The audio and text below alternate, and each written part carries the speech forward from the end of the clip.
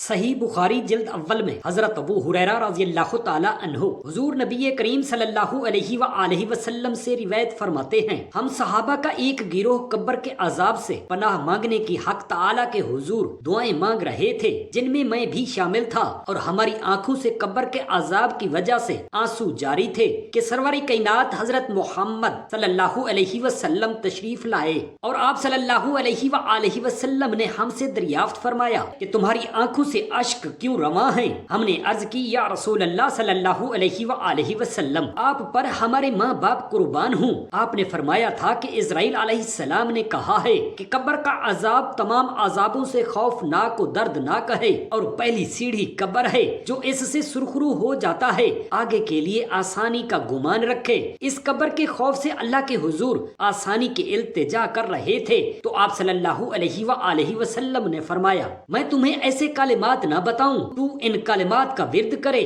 تمہارے لیے قبر جنت کی کیاریوں میں سے ایک کیاری بن جائے۔ جب ہم نے یہ سنا تو تمام صحابہ نے نعرہ تکبیر بلند کیا۔ آپ صلی اللہ علیہ وسلم نے فرمایا، جو شخص 100 مرتبہ ان کلمات کا ورد کرتا ہے، اس پر قبر کا عذاب اٹھا لیا جاتا ہے، اور اس کے لیے جنت کے 8 دروازے کھول دیے جاتے ہیں۔ ہم نے عرض کی، ہم تو عظیم گناہ رکھتے ہیں، تو آپ نے فرمایا، تمہارے گناہوں سے اللہ کا کلام بڑا ہے۔ پھر آپ صلی اللہ علیہ وسلم نے ارشاد فرما کر کچھ توقف فرمایا، پھر فرمایا، یہ اسم اعظم ہے، وہ یہ سمجھے اس نے اسم اعظم کے ساتھ دعا مانگی ہے، اللہ تعالیٰ اپنے اسم اعظم کے ساتھ مانگی ہوئی دعا رد نہیں فرماتا۔ بسم اللہ الرحمن الرحیم، السلام علیکم ورحمۃ اللہ۔ محترم ناظرین، حضرت عائشہ رضی اللہ تعالی عنہا روایت کرتی ہیں کہ ایک عورت مانگنے کے لیے آئی، اس کے ساتھ اس کے 2 بیٹے تھے۔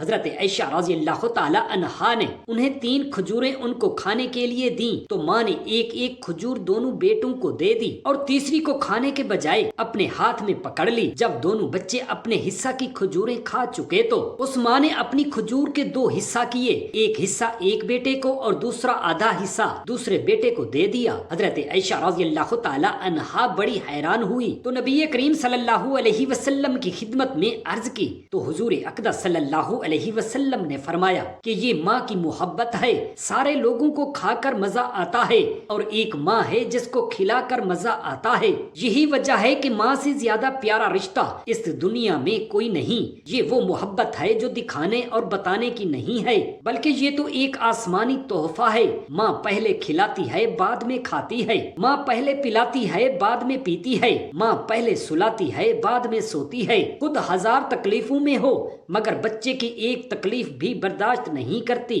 جب پریشانی ہو، دکھ ہو، درد ہو، سفر ہو، بچہ اکثر ماں کو پکارتا ہے، بچپن ہو کہ جوانی یا بڑھاپا، ہر وقت ماں کو پکارتا ہے، اور ماں کا بھی یہی حال ہوتا ہے، اولاد کو چاہے کتنا ہی سکھ ہو، اس کے باوجود ماں اپنے بچوں کے لیے دعائیں کرتی رہتی ہے۔ حضرت عائشہ رضی اللہ تعالی عنہا فرماتی ہیں، اسی موضوع پر حضور اقدس صلی اللہ علیہ وسلم نے یہ ایک حدیث ارشاد فرمائی۔ حضرت موسیٰ علیہ السلام نے ایک مرتبہ اللہ تعالیٰ سے درخواست کی کہ مجھے میرے جنت کے ساتھی کی زیارت کرائی جائے تاکہ میں اسے دیکھ سکوں کہ وہ کیسا انسان ہے۔ جناب جبرائیل علیہ السلام نازل ہوئے اور کہا کہ اے موسیٰ علیہ السلام، فلاں قصاب گوشت فروش جو فلاں محلہ میں رہتا ہے، وہ جنت میں آپ علیہ السلام کا ہم نشین ہوگا۔ حضرت موسیٰ علیہ السلام اس سے ملنے کے لیے اس کی دکان پر آ گئے، اور دیکھا وہ دوسرے قصابوں کی طرح گوشت فروخت کرنے میں مصروف تھا۔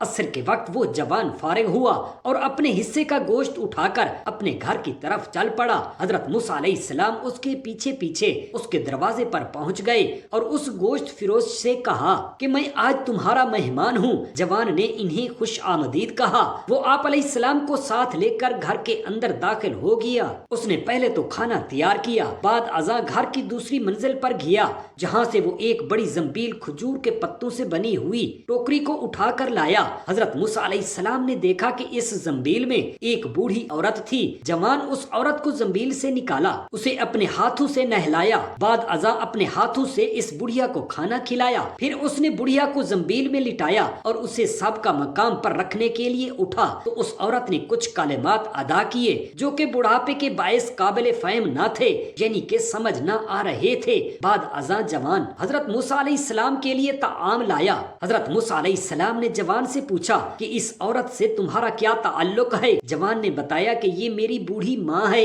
اور میں مالی طور پر کمزور ہوں، اپنی ماں کی خدمت کے لیے کوئی نوکرانی کا انتظام نہیں کر سکتا، اسی لیے میں خود ہی ان کی خدمت کرتا ہوں۔ حضرت موسیٰ علیہ السلام نے پوچھا کہ تمہاری ماں کھانا کھانے کے بعد کیا کہہ رہی تھی؟ جوان نے جواب دیا کہ میری ماں دعا کر رہی تھی کہ جب بھی میں ماں کو نہلاتا یا کھانا کھلاتا ہوں تو وہ ہمیشہ مجھے دعا دے کر کہتی ہے، اے اللہ تیری مغفرت فرمائے اور روز قیامت تجھے جنت میں حضرت موسیٰ علیہ السلام کا ہم نشین بنائے اور جنت میں اسی درجہ میں جگہ عطا فرمائے جہاں حضرت موسیٰ علیہ السلام ہوں۔ حضرت موسیٰ علیہ السلام نے فرمایا، اے جوان تجھے خوشخبری ہو، اللہ تعالیٰ نے تیری ماں کی دعا کو قبول فرما لیا ہے۔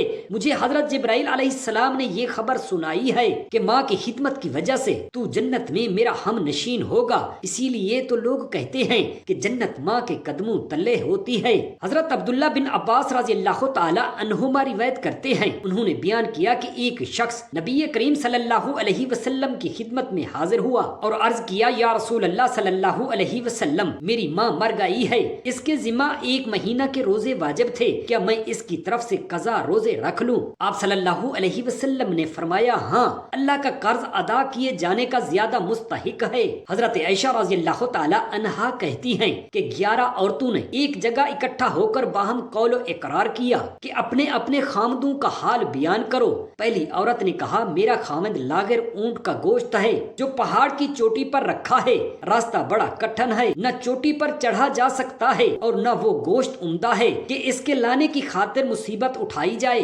دوسری عورت نے کہا، میں اپنے خامد کی حالت ظاہر کرنے سے ڈرتی ہوں کہ اس تذکرے کے بعد میں کہیں اس کو چھوڑ ہی نہ بیٹھوں، اگر ذکر کروں تو بتاؤں گی کہ اس میں کیا عجیب ہنر ہیں، ضعف کی وجہ سے اس کے جسم میں جگہ جگہ گانٹھیں پیدا ہو گئی ہیں اور ایسی ہی 20 برائیاں ہیں۔ تیسری عورت بولی کہ میرا خامد لمبا تڑنگا ہے، اگر اس کی کیفیت بیان کروں تو طلاق ملتی ہے، اگر خاموش رہوں تو مجھے اس نے مفلس چھوڑ رکھا ہے۔ چوتھی عورت نے کہا کہ میرا خامد تہامہ کی رات کی طرح متوسط ہے، نہ زیادہ گرم نہ زیادہ ٹھنڈا، وہ ہمیشہ یکساں رہتا ہے، نہ زیادہ ڈرنا نہ بہت اکتانا۔ پانچویں عورت نے بیان کیا کہ میرا شوہر گھر میں آئے تو چیتا، باہر میں جائے تو شیر، شریف ایسا کہ گھر میں کچھ بھی ہو وہ باز پرس نہیں کرتا۔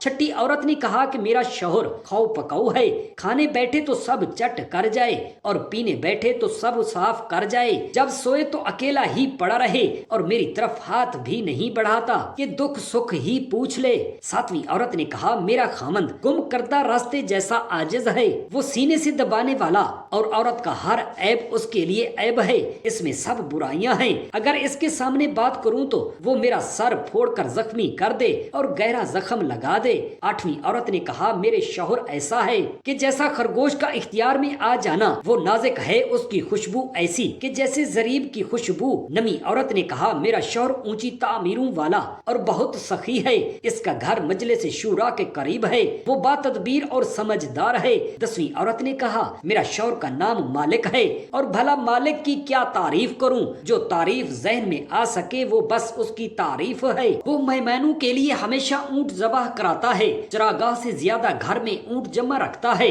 اور گھنٹیوں کی آواز سن کر بتا سکتا ہے کہ کتنے اونٹ جمع ہیں اور کتنے مہمان موجود ہیں۔ 11ویں عورت نے کہا، میرا شوہر ابو ذرا واہ کیا کہنا، میرے کانوں کو زیور سے بوجھل کر دیا، میرے بازوں کو چربی سے بھر دیا اور مجھے اس قدر خوش رکھا کہ اس کی واہ دینی پڑتی ہے۔ مجھے ایسا پایا جو مشکل چند بکریوں والے کی بیٹی تھی، کہنے لگی کہ میں ایک غریب خاندان کی لڑکی تھی، وہ مجھے ایسے خوشحال خاندان میں لایا جو گھوڑوں کی ہنہناہٹ والے اور کجاوا کی آواز والے ہیں، ان کے ہاں گھوڑے اونٹ سبھی موجود ہیں، ہل چلانے والے بیل اور اناج پھٹکنے والے آدمی سبھی ان کے پاس حاضر ہیں، ان کی ہاں میں ہاں بولتی ہوں تو میری نکتہ چینی کوئی نہیں کر سکتا، اور جب رات کو سوتی ہوں تو صبح کر دیتی ہوں، جب پانی پیتی ہوں تو نہایت اطمینان سے پیتی ہوں۔ ابو ذرہ کی ماں یعنی میری خوشامدن ساس وہ بھی بہت لائق عورت تھی، اس کے صندوق دولت سے بھرے رہتے تھے، اس کا گھر کشادہ اور اس کا بیٹا ابو ذرہ خوب تر،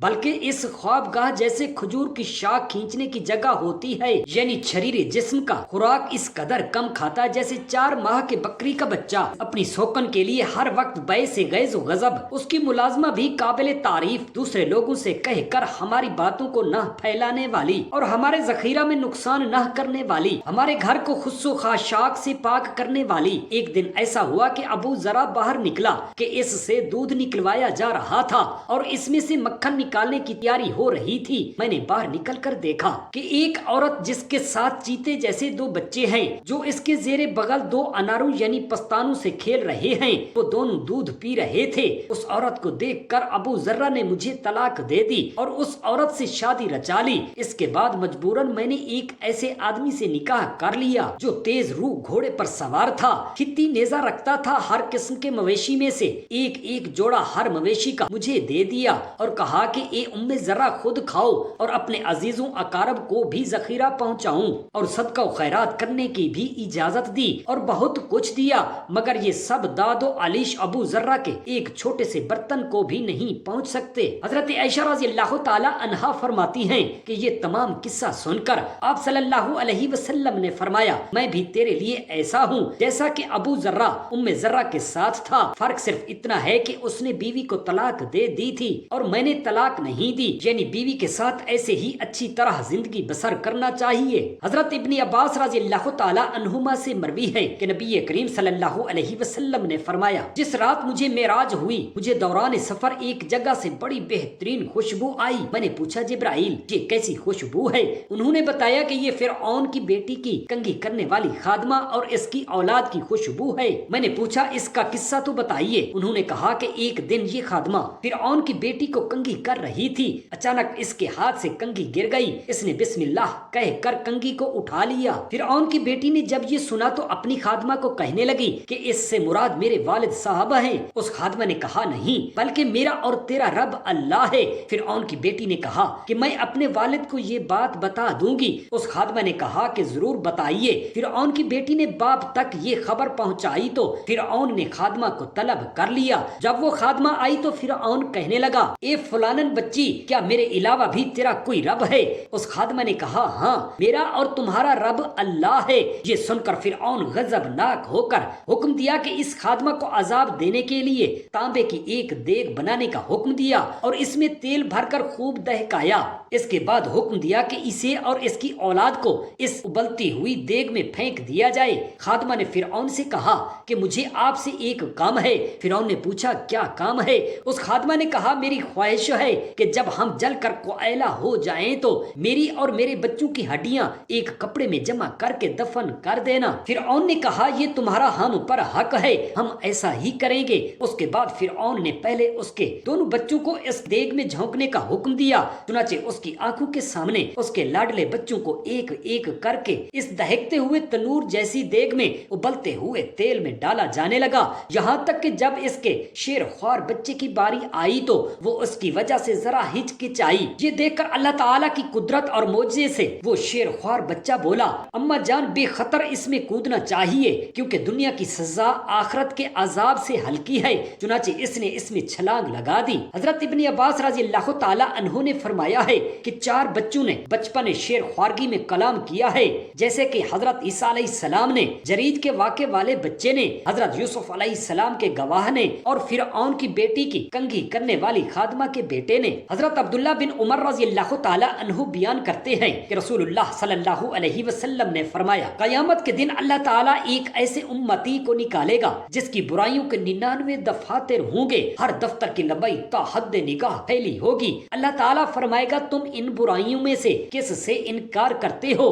بندہ عرض کرے گا نہیں مولا، مجھے ان برائیوں میں کسی سے انکار نہیں، یعنی جیسا میں نے گناہ کیا فرشتوں نے بلا کسی کمی بیشی کے لکھ دیا۔ اللہ تعالیٰ فرمائے گا تیرے پاس کوئی عذر ہے؟ بندہ عرض کرے گا مولا میرے پاس کوئی عذر نہیں ہے۔ اللہ تعالیٰ فرمائے گا کیوں نہیں؟ تیری ایک نیکی ہمارے پاس ہے، آج تمہارے اوپر کوئی ظلم نہیں ہوگا۔ پھر کاغذ کا ایک پرچہ نکالا جائے گا جس پر اشہد اللہ الہ الا اللہ اشہد ان محمدن عبدہ رسولہ لکھا ہوگا۔ حکم ہوگا جا اس کا وزن کروا لے۔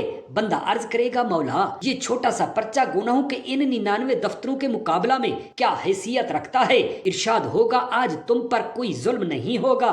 رسول اللہ صلی اللہ علیہ وآلہ وسلم نے فرمایا کہ اس بندے کے گناہ کے تمام دفاتر ایک پلڑے میں رکھ دیے جائیں گے اور کاغذ کا وہ پرچہ دوسرے پلڑے میں رکھا جائے گا تو کاغذ کا ٹکڑا والا پلڑا گناہوں کے دفتروں والے پلڑا پر بھاری ہو جائے گا۔ وہ شخص عرض کرے گا مولا اس پرچے کی اتنی حیثیت ہے؟ ارشاد ربانی ہوگا کہ اس کاغذ پر کلمہ توحید اور رسالت لکھا ہوا ہے اور کلمہ طیبہ سے بھاری کوئی چیز نہیں ہے۔ صحیح بخاری جلد اول میں حضرت ابو ہریرہ رضی اللہ تعالی عنہ حضور نبی کریم صلی اللہ علیہ وآلہ وسلم سے روایت فرماتے ہیں ہم صحابہ کا ایک گروہ قبر کے عذاب سے پناہ مانگنے کی حق تعالی کے حضور دعائیں مانگ رہے تھے جن میں میں بھی شامل تھا اور ہماری آنکھوں سے قبر کے عذاب کی وجہ سے آنسو جاری تھے کہ سرور کائنات حضرت محمد صلی اللہ علیہ وآلہ وسلم تشریف لائے اور آپ صلی اللہ علیہ وآلہ وسلم نے ہم سے دریافت فرمایا کہ تمہاری آنکھوں سے اشک کیوں رواں ہیں؟ ہم نے عرض کی یا رسول اللہ صلی اللہ علیہ وسلم آپ پر ہمارے ماں باپ قربان ہوں۔ آپ نے فرمایا تھا کہ اسرائیل علیہ السلام نے کہا ہے کہ قبر کا عذاب تمام عذابوں سے خوفناک و دردناک ہے اور پہلی سیڑھی بھی قبر ہے جو اس سے سرخ روح ہو جاتا ہے۔ آگے کے لیے آسانی کا گمان رکھے۔ اس قبر کے خوف سے اللہ کے حضور آسانی کی التجا کر رہے تھے تو آپ صلی اللہ علیہ وآلہ وسلم نے فرمایا میں تمہیں ایسے کلمات نہ بتاؤں تو ان کلمات کا ورد کرے تمہارے لیے قبر جنت کی کیاریوں میں سے ایک کیاری بن جائے۔ جب ہم نے یہ سنا تو تمام صحابہ نے نعرہ تکبیر بلند کیا۔ آپ صلی اللہ علیہ وسلم نے فرمایا جو شخص 100 مرتبہ ان کلمات کا ورد کرتا ہے اس پر قبر کا عذاب اٹھا لیا جاتا ہے اور اس کے لیے جنت کے 8 دروازے کھول دیے جائیں گے۔ ہم نے عرض کی ہم تو عظیم گناہ رکھتے ہیں تو آپ نے فرمایا تمہارے گناہوں سے اللہ کا کلام بڑا ہے۔